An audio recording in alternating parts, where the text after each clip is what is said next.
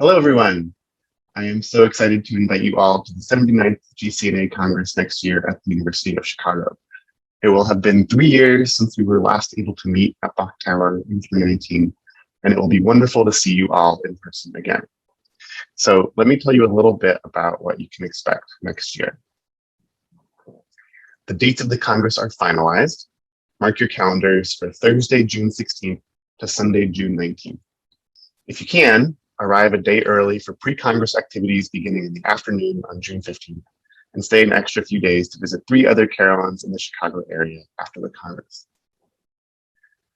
So during the Congress, we will be spending a lot of time at Rockefeller Memorial Chapel. The chapel is the primary spiritual and ceremonial center of the University of Chicago, and it is home to 2 world-class instruments, the E.M. Skinner organ and the Laura Spelman Rockefeller Memorial Carillon.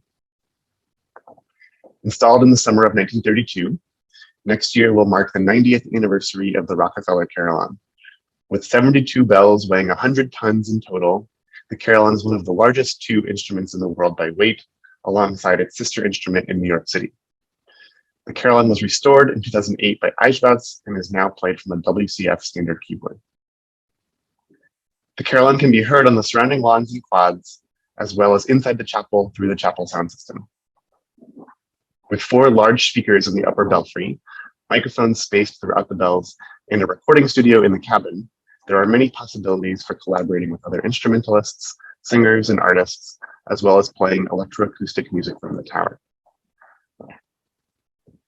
In the basement of Rockefeller Chapel, we are fortunate to have 3 practice carillons available for use, as well as several other rooms with pianos that can be used for workshops. A short walk from Rockefeller Chapel is International House, a cultural and intellectual center for a wide array of programs at the university. We will be using this space daily for our general meetings and presentations, board meetings, music sales, and displays. The lounge and courtyard will serve as socializing and reception space. And then another short walk from both International House and Rockefeller Chapel is the Congress Hotel, a study at the University of Chicago. The building is still under construction, actually, with plans to open this fall. We have a block of 50 rooms at a discounted Congress rate of $219 per night. The Congress rate is valid throughout the Congress and extending into the post-Congress days if you choose to stay longer.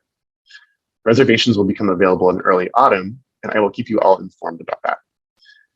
Though the hotel is not yet complete, it is owned and operated by Study Hotels, also found in New Haven in Philadelphia, and promises to be very comfortable. The hotel is just a 5-minute walk from both International House and Rockefeller. You are, of course, welcome to stay elsewhere in Hyde Park or in Chicago. There are other hotels in the area, of course.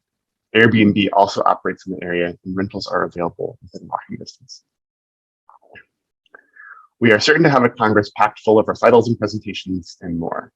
Among other things, we can expect to hear exam recitals, many of the recent carillon remembers from the last 3 years, a new set of Franco commissions, prize-winning pieces from the upcoming Warner Arrangement Contest, a series of new works commissioned by Rockefeller Chapel, prize-winning pieces from the Olmsted Foundation's contest, up to 5 Barnes Grant recipients from the last 4 years, newly published music, and much more.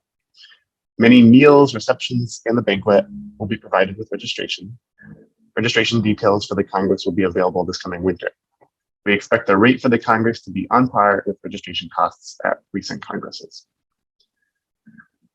Proposals are now being accepted for all kinds of presentations, with a submission deadline of October 1, 2021. New this year, we are also calling for proposals for masterclasses and workshops. If you would like to lead a workshop or teach a masterclass, whether it be in performance, arranging, composing, design, research, or something else, we want to hear your idea. We hope to offer a wide variety of educational content each day of the Congress, with multiple workshops or masterclasses happening concurrently in the different spaces. The first of 3 post-Congress options will be at St. Chrysostom's Episcopal Church in downtown Chicago. When you visit on this Sunday afternoon, immediately following the closing of the Congress, you will hear a recital on the 43-bell Richard Teller Crane Memorial Carillon, installed by Gillett and Johnston in 1927. You will also have an opportunity to hear a brief demonstration on the lovely Fisk organ, Opus 123, dedicated in 2004. The following day, you can visit the Chicago Botanic Garden, to hear an evening recital on the 1986 Petit and Fritzen Carillon in a beautiful garden setting. And on the last post-Congress day, a drive out to Naperville will grant you an evening recital on the 72 bell Eichwald's Millennium Carillon. Chicago has two airports, O'Hare and Midway. If you fly, you might consider foregoing a rental car in favor of taking public transportation to the university, or a taxi or rideshare. Once you are on campus, a car will be unnecessary and possibly cumbersome. We may hire shuttles to take you out to the 3 post-Congress locations. St. Chrysostom's is accessible by public transportation, and we strongly advise against driving to the church, as there is very, very limited parking, as noted in that picture that Jim Dockenthal sent me, with lots of no parking signs. A car is helpful, however, to reach the Chicago Botanic Garden and the city of Naperville. But if interest is high enough, we can plan to arrange daily shuttles from the university to these locations. More on that later.